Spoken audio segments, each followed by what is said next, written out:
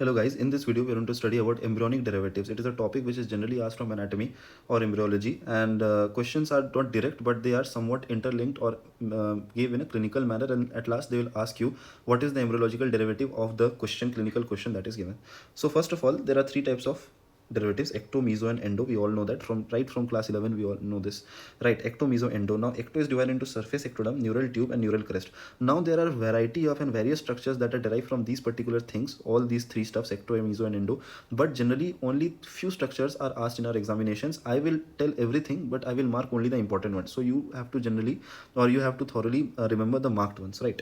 First of all, ectoderm में surface ectoderm. Surface ectoderm means like our skin is a derivative of surface ectoderm. So you have to remember epidermis as a part of surface ectoderm, right? Epidermis is derived from surface ectoderm. So my next question is, from where does dermis derives from? That the dermis derives from the mesoderm, right? Dermis derives from the mesoderm. You can see over here, right? I marked it. Dermis derived from the mesoderm and epidermis is derived from the surface ectoderm. Very important question. People generally make mistakes in it, right? That the whole skin is derived from ectoderm.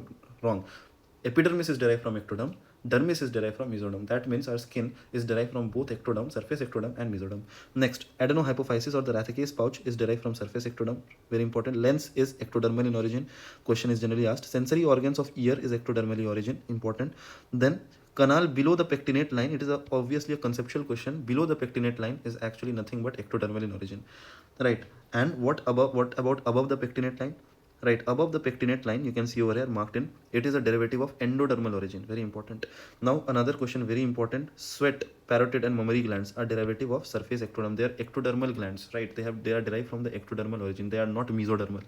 Next, neural tube and neural crest. We all know that neural tube actually gives rise to brain and the spinal cord, right? And neural crest gives rise to many structures which are around the central nervous system, right? So by this principle we can understand these things. Neuroectoderm, think of CNS, right? So neural tube gives rise to brain, CNS neurons, oligodendrocytes. Oligodendrocytes are a part of CNS, that's why neural tube. Astrocytes, part of CNS, that's why neural tube. Ependymal cells, pineal gland, retina and spinal cord. We all know that retina is also a part of diencephalon cup only. That's why it is a part of neural tube. Extremely important. Now neural crest. Already told you that aas-paas ka cheese of neural tube, things that are adjacent to neural tube are derived from neural crest. Now what is the structure that is very adjacent to the neural tube or the central nervous system? They are the meninges. That's why leptomeninges, which consist of two meninges except the dura mater, which means arachnoid matter and pia mater, are derived from neural crest cells. Enterochromaffin cells, right? Enterochromaffin cells present in various parts of our body are derived from neural crest. Melanocytes, extremely important, neural crest. Odontoblast, present in teeth, neural crest. PNS ganglia, obviously peripheral nervous system is adjacent to CNS, that's why neural crest.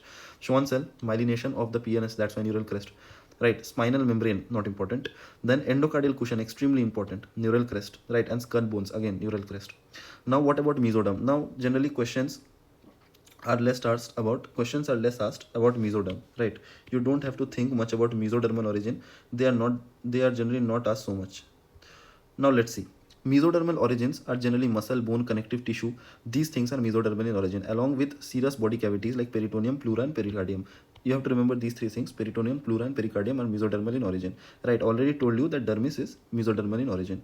Right? Cardiovascular structure, lymphatics, walls of guts, everything is actually mesoderm. Right? Wall of gut is mesoderm, but the lining of the gut is endoderm till above the pectinate line. Below the pectinate line, it is ectodermal in origin, right? It is very important. Don't confuse these things. If they ask you what is the gut made up of, the lining, the muscular part of the gut, right? The muscular part of the gut is actually mesoderm. If they ask you the inner lining, then it is endoderm till the pectinate line. Below the pectinate line, it is ectodermal in origin, right? So you have to know these things. Then the tracheal cartilage, of course, mesoderm, right?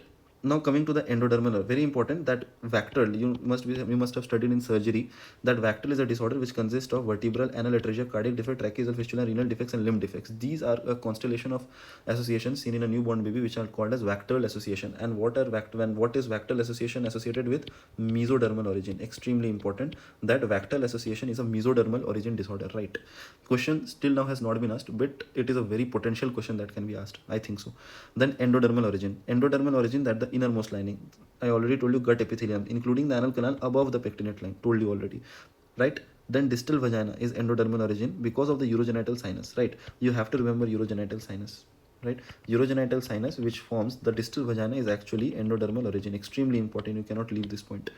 And lastly, gallbladder, pancreas, right? Lungs, liver, Since gallbladder, pancreas, liver, these are the structures that are derived from the duodenum second part. And which part actually? The inner lining invaginates inside and then outvaginates to form the biliary tree. These are called hepatobiliary tree. And what is the derivative? Embryologically, they are derived from the inner lining of the second part of duodenum. That's why they are endodermal in origin. Very important. Then eustachian tube, again endodermal in origin. And lastly, parafollicular C cells.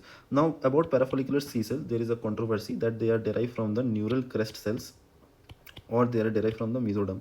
If question asks you, I will suggest you go with neural crest cells, right? Although in first aid it is given, I have taken this from first aid only. In neural, first aid has written it in endoderm, right? So that's it, guys. This is everything that you require. Thank you.